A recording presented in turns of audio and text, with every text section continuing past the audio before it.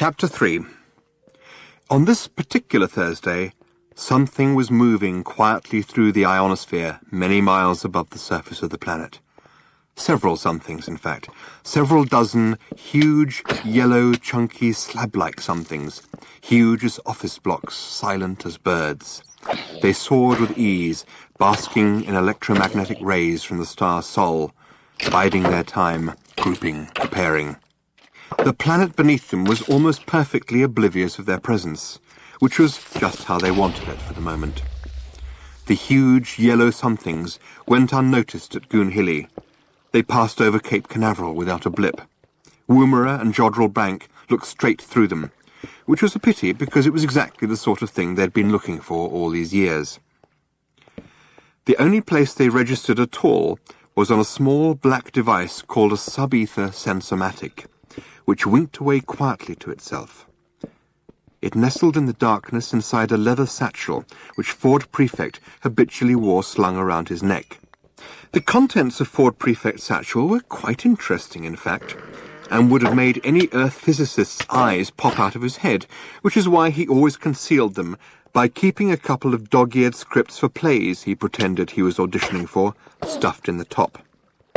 Besides the sub-ether sensomatic and the scripts, he had an electronic thumb, a short, squat, black rod, smooth and matte, with a couple of flat switches and dials at one end.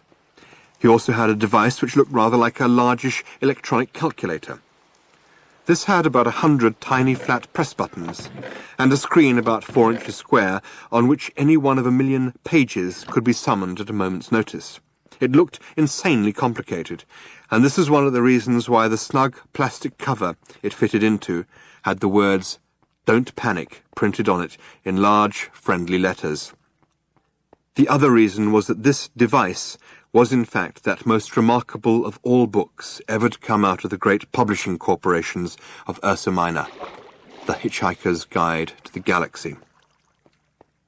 The reason why it was published in the form of a micro-sub-meson electronic component is that if it were printed in normal book form, an interstellar hitchhiker would require several inconveniently large buildings to carry it around in.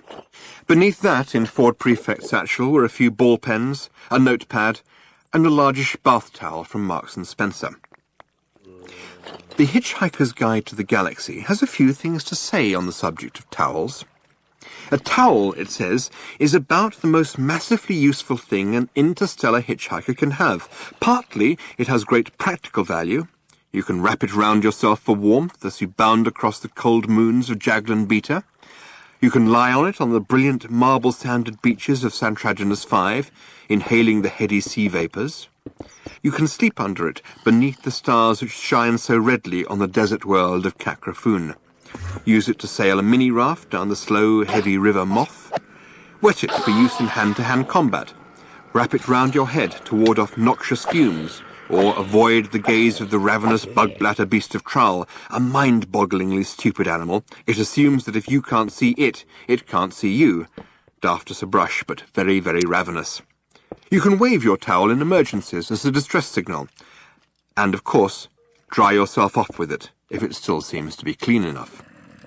More importantly, a towel has immense psychological value. For some reason, if a strag means non-hitchhiker, discovers that a hitchhiker has his towel with him, he will automatically assume that he is also in possession of a toothbrush, face flannel, soap, tin of biscuits, flask, compass, map, ball of string, gnat spray, wet weather gear, spacesuit, etc., etc. Furthermore, the strag will then happily lend the hitchhiker any of these or a dozen other items that the hitchhiker might accidentally have lost. What the strag will think is that any man who can hitch the length and breadth of the galaxy, rough it, slum it, struggle against terrible odds, win through, and still know where his towel is clearly a man to be reckoned with. Hence a phrase which has passed into hitchhiking slang, as in, "Hey, you sass that hoopy, Ford Prefect? There's a frood who really knows where his towel is." Sass means know, be aware of, meet, have sex with. Hoopy means really together guy. Frood means really amazingly together guy. Nestling quietly on top of the towel in Ford Prefect's satchel, The sub-ether sensomatic began to wink more quickly. Miles above the surface of the planet, the huge yellow somethings began to fan out. At Jodrell Bank, someone decided it was time for a nice, relaxing cup of tea. "You got a towel with you?" said Ford suddenly to Arthur. Arthur, struggling through his third pint, looked around at him. "Why? What? No, should I have?" He had given up being surprised. There didn't seem to be any point any longer. Ford clicked his tongue in irritation. "Drink up," he urged. At that moment, the dull sound of a rumbling crash from outside filtered through the low murmur of the pub, through the sound of the jukebox, through the sound of the man next to Ford hiccuping over the whiskey Ford had eventually bought him. Arthur choked on his beer and leapt to his feet. "What's that?" he yelped. "Don't worry," said Ford. "They haven't started yet." "Oh, thank God for that," said Arthur, and relaxed. "It's probably just your house being knocked down," said Ford, downing his last pint. "What?" shouted Arthur. Suddenly Ford's spell was broken. Arthur looked wildly around him and ran to the window. "My God, they are! They're knocking my house down! What the hell am I doing in the pub, Ford?" "It hardly makes any difference at this stage," said Ford. "Let them have their fun." "Fun?" yelped Arthur. "Fun?" He quickly checked out of the window again that they were talking about the same thing. "Damn their fun!" he hooted, and ran out of the pub, furiously waving a nearly empty beer glass. He made no friends at all in the pub that lunchtime. "Stop, you vandals, you homewreckers!" bawled Arthur. "You half-crazed Visigoths, stop, will you?" Ford would have to go after him. Turning quickly to the barman, he asked for 4 packets of peanuts. "There you are, sir," said the barman, slapping the packets on the bar. "It's £1.60, if you'd be so kind." Ford was very kind. He gave the barman another £10 note and told him to keep the change. The barman looked at it and then looked at Ford. He suddenly shivered. He experienced a momentary sensation that he didn't understand, because no one on earth had ever experienced it before. In moments of great stress, every life form that exists gives out a tiny subliminal signal. This signal simply communicates an exact and almost pathetic sense of how far that being is from the place of his birth. On Earth, it is never possible to be further than 16,000 miles from your birthplace, which isn't really very far. So such signals are too minute to be noticed. Ford Prefect was, at this moment, under great stress, and he was born 600 light-years away in the near vicinity of Betelgeuse. The barman reeled for a moment, hit by a shocking, incomprehensible sense of distance. He didn't know what it meant, but he looked at Ford Prefect with a new sense of respect, almost awe. "Are you serious, sir?" he said in a small whisper which had the effect of silencing the pub. "You think the world's going to end?" "Yes," said Ford. "But this afternoon?" Ford had recovered himself. He was at his flippest. "Yes," he said gaily, "in less than 2 minutes, I would estimate." The barman couldn't believe this conversation he was having, but he couldn't believe the sensation he had just had either. "Isn't there anything we can do about it, then?" he said. "No, nothing," said Ford, stuffing the peanuts into his pocket. Someone in the hush bar suddenly laughed raucously at how stupid everyone had become. The man sitting next to Ford was a bit sozzled by now. His eyes weaved their way up to Ford. "I thought," he said, "that if the world was going to end, we were meant to lie down or put a paper bag over our head or something." "If you like, yes," said Ford. "That's what they told us in the army," said the man, and his eyes began the long trek back towards his whiskey. "Will that help?" asked the barman. "No," said Ford, and gave him a friendly smile. "Excuse me," he said, "I've got to go." With a wave, he left. The pub was silent for a moment longer, and then, embarrassingly enough, the man with the raucous laugh did it again.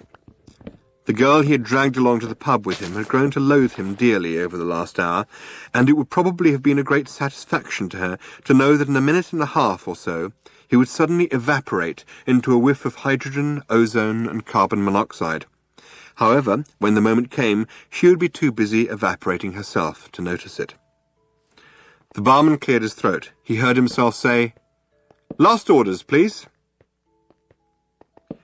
The huge, yellow machines began to sink downwards and to move faster. Ford knew they were there. This wasn't the way he had wanted it. Running up the lane, Arthur had nearly reached his house. He didn't notice how cold it had suddenly become. He didn't notice the wind. He didn't notice the sudden irrational squall of rain. He didn't notice anything but the caterpillar bulldozers crawling over the rubble that had been his home. "You barbarians!" he yelled. "I'll sue the council for every penny it's got. I'll have you hung, drawn and quartered, and whipped, and boiled, until you've had enough." Ford was running after him, very fast, very, very fast. "And then I'll do it again," yelled Arthur. "And when I've finished, I will take all the bits, and I will jump on them." Arthur didn't notice that the men were running from the bulldozers. He didn't notice that Mr. Prosser was staring hectically into the sky. What Mr. Prosser had noticed was that huge yellow somethings were screaming through the clouds, impossibly huge yellow somethings. "And I will carry on jumping on them," yelled Arthur, still running, "until I get blisters, or I can think of anything even more unpleasant to do, and then—" Arthur tripped and fell headlong, rolled and landed flat on his back. At last he noticed that something was going on. His finger shot upwards. "What the hell's that?" he shrieked.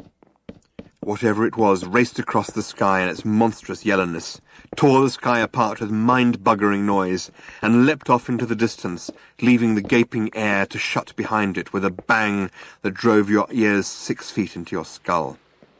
Another one followed and did exactly the same thing, only louder. It's difficult to say exactly what the people on the surface of the planet were doing now, because they didn't really know what they were doing themselves. None of it made a lot of sense. Running into houses, running out of houses, howling noiselessly at the noise.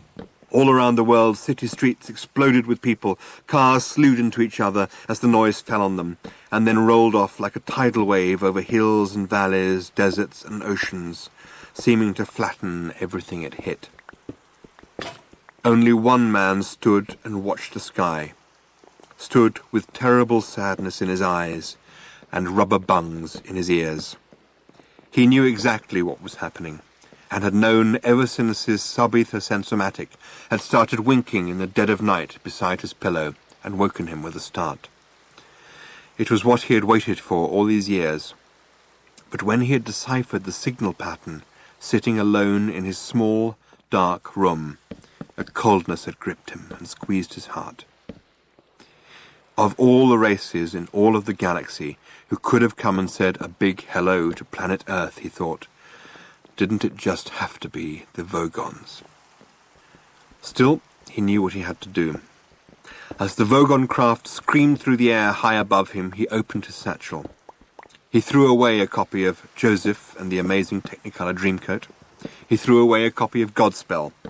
He wouldn't need them where he was going. Everything was ready. Everything was prepared. He knew where his towel was. A sudden silence hit the earth. If anything, it was worse than the noise. For a while, nothing happened. The great ships hung motionless in the sky over every nation on earth. Motionless they hung, huge, heavy, steady in the sky, a blasphemy against nature. Many people went straight into shock as their minds tried to encompass what they were looking at. The ships hung in the sky in much the same way that bricks don't. And still, nothing happened. Then there was a slight whisper, a sudden spacious whisper of open, ambient sound. Every hi-fi set in the world, every radio, every television, every cassette recorder, every woofer, every tweeter, every mid-range driver in the world, quietly turned itself on. Every tin can, every dustbin, every window, every car, every wine glass, every sheet of rusty metal became activated as an acoustically perfect sounding board.